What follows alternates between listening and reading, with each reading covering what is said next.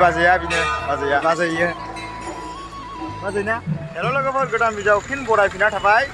दुर्गा फुजानि हेपि दुर्गा फुजा दा नै आं टुक्राझारियाव बरपेटा डिस्ट्रिक्टनि सिङाव थानाय टुक्रेश्वरी मन्दिराव दिनै फैलायबाय आरोना सेकेन्ड बाराव आरोबाव माने बे आंनि ब्लगाव सेकेन्ड बार जागोन आरोना दिनैनि ब्लगा थांनाय बोसोरबो बानायदों एबार बोसोराव थांनाय बोसोरनि लिंकखौ आं होनानै होगोन एबार बोसोराव मोजां जागोन जाया भिडिअआ आं बुंनो हाया आरोना दा गाखोहैनोसै गोजौआव ओमफ्राय आं एबार बोसोराव चेन्ज जादों आरो फैनाया एबारनि लोगोआ बदलायदों आदा माने सिगां जों इउटुब गैयैयाव गाखोखांबाय आरोना आदाजों आंजों बे टुक्रेश्वरी मन्दिराव खिन्थु थांनाय बोसोर आदाजों गाखोनो मोनाखै आदाया CRP मावो बेनिखौ डिउटियाव फैयाखैमोन नामा थांनाय बोसोर बेनिखायनो माने गाखोनाय जायाखै आरोना थांनाय बोसोर आं टाइटानियाम एक्सट्रिम माने बै आंजों थाफाय थानाय हिन्दी चेनेला बेजों गाखोदोंमोन आरो एबार आदाजों बुंदो एसे चेनेलाव सबखौबो हेपि दुर्गा फुजा गाखोनोसै हाजोआव नोंनि बाजै फैयाखै लोगो हमनो बाजैखौसो लोगो हमगोन बाजै दं बेहा दा नोंथांमोना नायलांबाय थादो ना मा होनो लोगोफोर चलो बिदिब्ला दा माने गाखोहैनोसै आरो गोजौआव दा मा जायो नायनोसै गोजौहालागै थांसै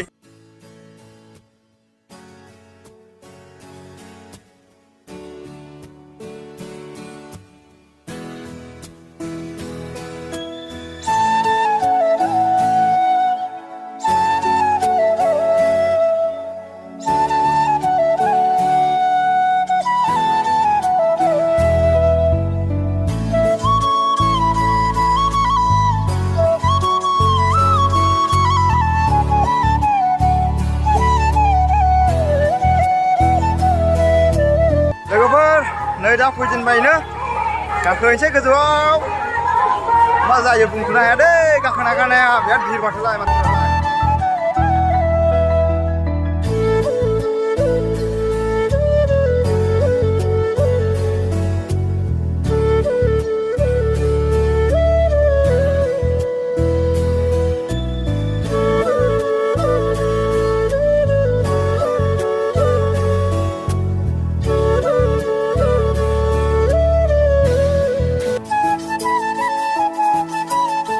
माने गाहायनि मन्दिरफोरखौ बारबोबाय दा गोजौआव गाखोनोसै आरोना दा आंखौ एसे प्रब्लेम थाखाय हाबथ'नो हाया आं एसे उनाव खोन्थागोन आरोना नोंथांमोननो इन्ट्र' माने लास्ट एन्डिङाव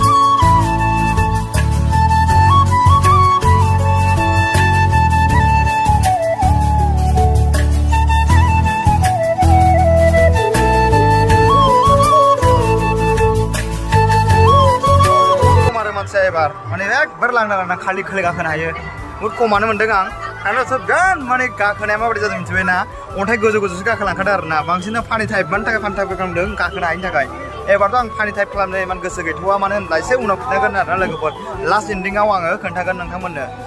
अब्लाबो आं भिडिअखौ लाजोबगोन आरोना गाखोनायसिम गोजौसिम ना मा होनो लोगोफोर चलो दा नै बहुद माने खालि आरोना थांनाय बोसोरनि जिखिनि माने आङो भिडिअ बानायदों आं बोरै बानायदों गावखौनो हमनो हायाखै माने बे सेर माने गाखोसो आङो लांदों आरोना बे माने ब्लगखौ माने बेनो डिसक्रिपसन लिंकआव आं होनानै दोननाय दं लिंकखौ माने थांनाय बोसोर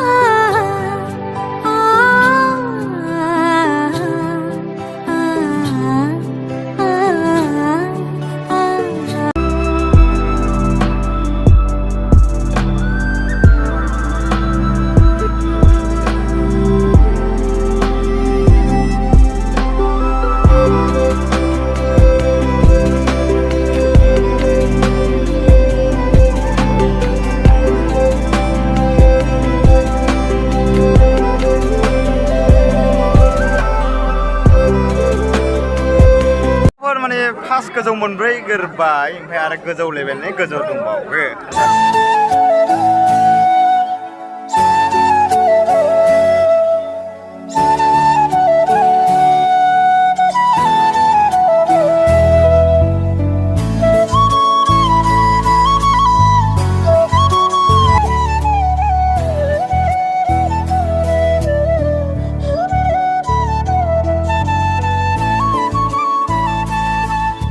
गोलोमजोब्बाय लोगोफोर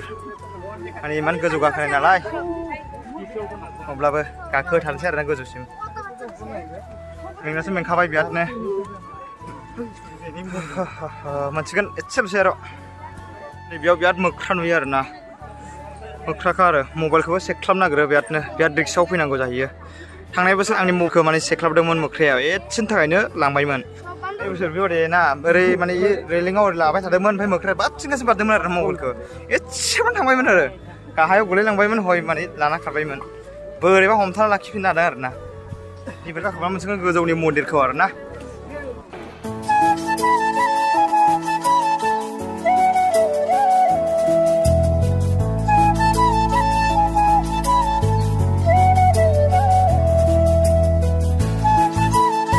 माने गोजौनि मन्दिरखौ मोनफैबाय आरोना दायो दा नायदो आं मोजाङैनो ब्लगाव दिन्थिसै आरोना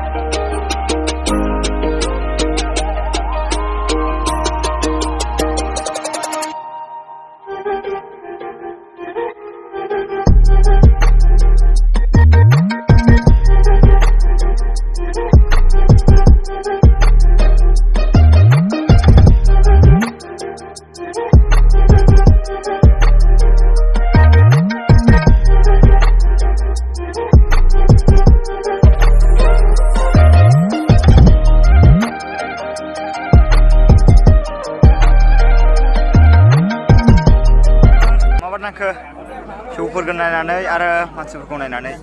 मानसियाथ' गोजौआव बहुदानो माने एरायख'नो हायि बादिसो माने दा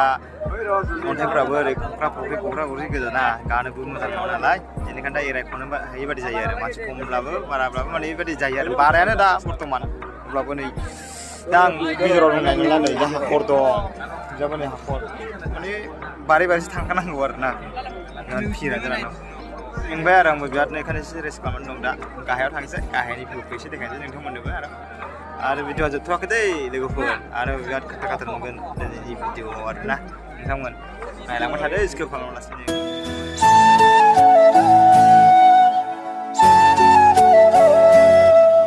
माने जोंना आन्दायलायदों भिडिअ बानायबायना आङो आदाखौ गालांबाय माने बिराद भिरमोन नालाय नै बाजैयो बाजैना थाग थिग लोगो मोनदों आरो रायज्लायनोब्ला एसे ब्लगाव लोगोफोर र' दिखांगोन ओमफ्राय आदाजों आङो माने इमान लोगो मोननाय जादोंमोन बिराद भिरमोन नालाय ओंखायनो उल्था पाल्टा जादों आरो र' भिडिअखौ एन्डिं खालामथ'आ आरो लोगोफोर आरो दंबावो एसेबाव नै बाजैया बिनो बाजैया भिर लोगोफोर दाबो बे आदाया मा खबर आदा नोंनि बाजैखौ गारि थिखांना हरदों नंगौ बा बाजैखौ गारि थिखांना हरबाय नो गाव मा होनबावनो लोगोफोर नै दा हर जाबाय ओमफ्राय एसे हटेलाव हाबदों आदाजों आंजों ओमफ्राय जानोसै ओंखाम उखैबाय बिरादनो आदाजों बिराद गोबावनि उनाव लोंनोसैसो होनबाय नुवाखै माबा सान्थि फालि जायसै एनार्जि बारायनोसै लोगोफोर माने जिखिनि आं दिनै भिडिअ बानायदों इमान मोजां जायाखैबो जानो हागौ माने मन्दिरखौबो आं एथ' स्पस्ट देखायनो हायासै मन्दिर देखायनो हायैनि जाहोनानो जाहैबाय आंना मानि थाखाय आं नोंथांमोननो माने एसे आगोलैनो होननाय दंमोन ना माने मन्दिराव हाबनो मोनैनि जोंहा बिफायाथ' गैखाला बोसोरसे नङाब्ला मन्दिर सिङाव हाबनो मोना बेनिखायनो आङो मन्दिर सिङाव हाबनाय जायाखिसै आरोना नेक्स्ट माने डिसक्रिपसनाव होनानै दोननाय दं माने सिगांनि जि भिडिअ माने मन्दिर सिं माने सब भिडिअ बानायजोबनाय आरोना नोंथांमोना माने डिसक्रिपसनाव थांदो हाबदो नायदो आरोना थांनाय बोसोरनि भिडिअ बिराद मोजां जादों बेयाव माने कमेडिबो रायलायनाय दं आरो बिराद फानि डायलग आरोना जायखिजाया हिन्जाव सिख्लाफोरखौबो बिराद माने एदावनाय माने एसे जकिं टाइप आरोना नोंथांमोना माने नायहैनो हागोन आरोना डिसक्रिपसनाव हाबनानै दा आदाया माबा होनबावगोन नामा दुर्गा फुजाया एबार इमान हेपि जायाखिसै आंनि थाखाय मानो होनबा बिफा थैनायाबो मास मोनसे जादों नालाय आंना बिफा थैनाया बेनिखायनो इमान फुरथि खालामनो हायाखिसै इमान माने भिडिअफ्राबो इमान माने हाइ कुवालिटिनि इमान माबा जमायनि खालामनो हायाखिसै आरोना देग्लाय अब्लाबो नायसाबनायनि थाखाय धन्यबाद बयनिसिमबो गोजोननाय थाबाय आंनिसिम आरोना भिडिअआ एसेनोसै होनबा दिनैनि सोरबाफोर गोदानब्ला आंनि चेनेलाव साबस्क्राइब खालामना लादो आरो चेनेलखौ माने जेसेबां हायो भिडिअखौ शेयार खालामदो लोगोफोर ना माने लोगोफोर बिदिबा बाय बाय दै आदा बाय बाय